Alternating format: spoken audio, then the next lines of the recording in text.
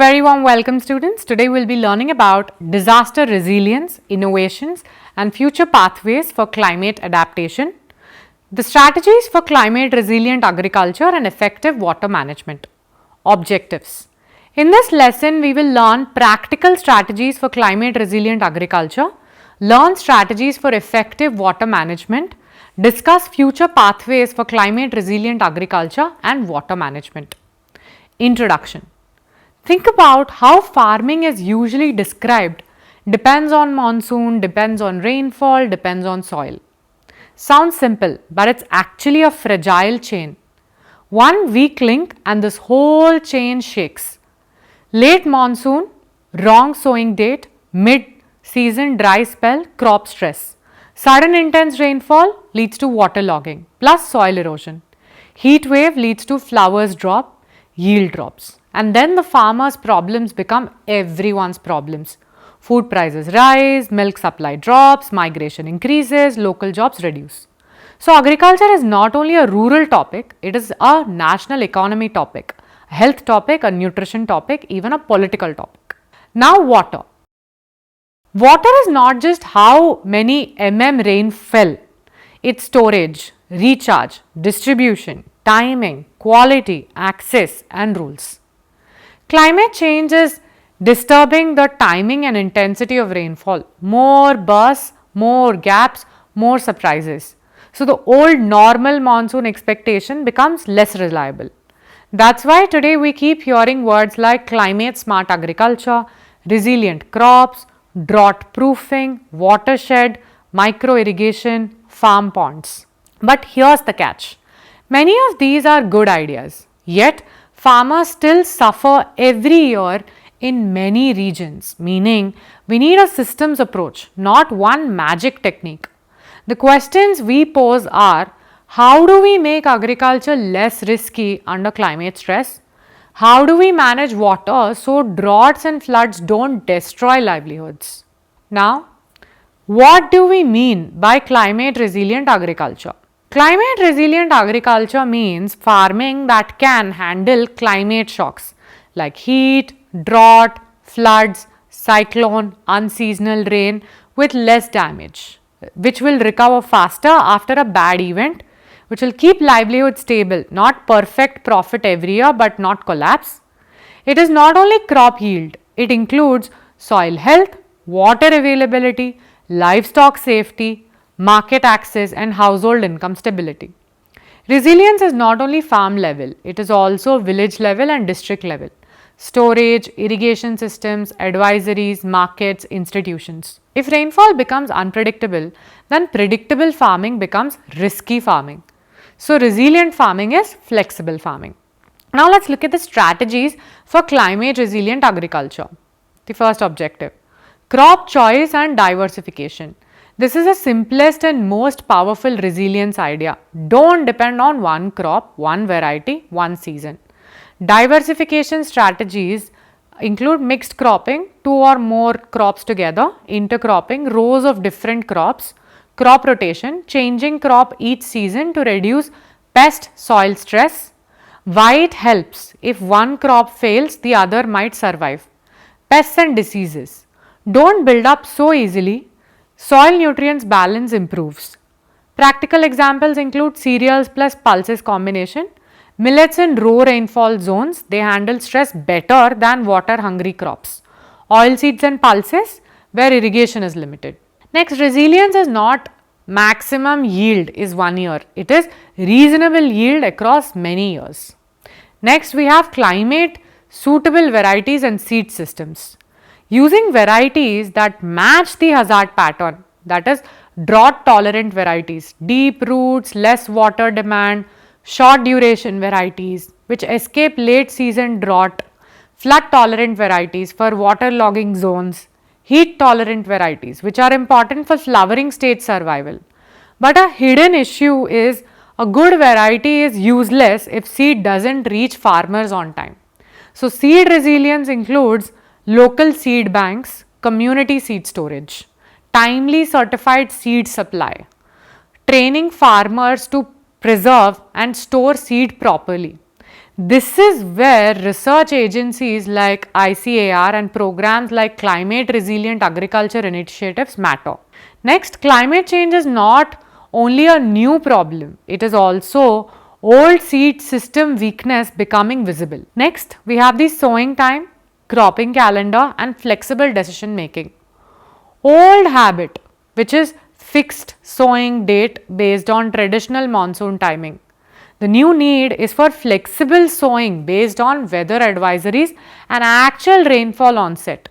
The strategy should include staggered sowing, not all in one day or week, contingency plans, what to sow if monsoon is late, short duration crop switch if window is missed, re-sowing support based on the seed availability and cost support. The simple example is if monsoon is delayed, long duration crop may fail, short duration crop may still give yield. Some of the notes like farmers can't shift calendar without support because labor, seed, credit all are tied to timing. Next, soil health management. Climate shocks hit harder when soil is weak. Healthy soil means more organic matter, better water holding capacity, better infiltration, less runoff, stronger microbial life. Strategies include compost and farmyard manure use, green manuring, which is growing legumes and ploughing them back, mulching, which is covering soil with crop residue, reducing tillage where suitable, like less disturbance, better structure. We can use balanced fertilizer use, which is avoiding overuse that harms and soil structure long term. Now, why mulching is so powerful? Because it reduces evaporation, it keeps soil cooler, it reduces weed growth and prevents erosion during heavy rain. Soil with organic matter is like a sponge. It holds water in drought and absorbs water in heavy rain. Next, the farm water management.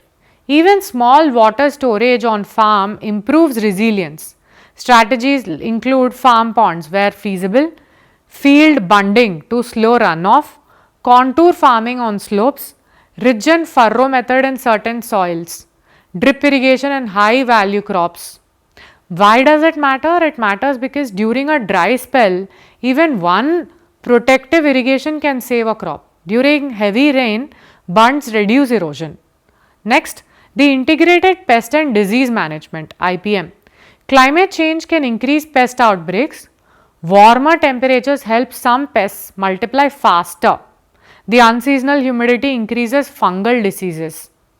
Resilient strategies, which include pest monitoring like regular scouting, pheromone traps, biological control, which includes beneficial insects, biopesticides, crop rotation to break the pest cycles, resistant varieties where possible, rational pesticide use, that is, don't spray blindly.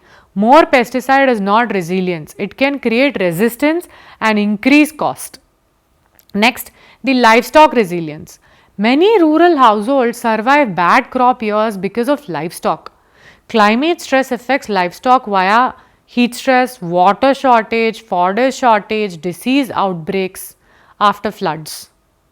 Some of the strategies should include shade and ventilation in sheds, continuous water availability, and fodder banks and silage making, drought time fodder planning for community reserves, vaccination and disease surveillance, breed choice. Local breeds sometimes tolerate heat better, but productivity trade-offs exist. So, when fodder fails, milk fails. When milk fails, household cash flow fails. Next, we have the agroforestry and tree-based systems. Trees are slow but strong adaptation tools. What are the benefits? Shade reduces heat stress on crops and animals. The roots improve soil stability. Leaf litter increases organic matter and trees buffer wind damage. Extra income from fruits, fuel wood, timber. The careful management is needed. Agroforestry, some of the examples: boundary plantations, mixed tree crop systems. Next, shelter belts in wind prone areas. Trees are like long term savings account for farms. Next, we have the climate information services and farm advisories. You can't adapt if you don't know what's coming. So, the strategy should include seasonal forecasts, broad guidance, short-term forecasts for weekly, daily and crop advisories in local languages. At village level, interpretation is needed because raw forecast numbers confuse the farmers. But in reality check forecast is not helpful if farmers lack choice and support. Advisories must connect to seed, credit, irrigation, scheduling, market timing. Next we have risk management, the insurance, credit and safety nets. Climate resilience is also financial. Some of the strategies should include crop insurance that is fair and timely, which is quick claim settlement, otherwise insurance becomes a joke. Disaster time, credit support without trapping people in debt. Flexible repayment after shocks, employment support programs during drought or flood recovery. Why this matters? A farmer may know good practices but still fails without cash and support after the shock. Next, the post harvest and value chain resilience. Big loss happens after harvest too. Storage loss due to moisture and pests, due to transport disruption during floods, price crash when everyone sells at same time. What are the strategies? They include improved storage, drying, moisture control, local processing units, the value addition close to farm, cold chains for perishables where feasible, farmer producer organizations FPOs for better market bargaining, diversification of income which includes processing, dairy, poultry, small enterprises. Next, resilience is not only growing the crop, it's selling it safely and profitably.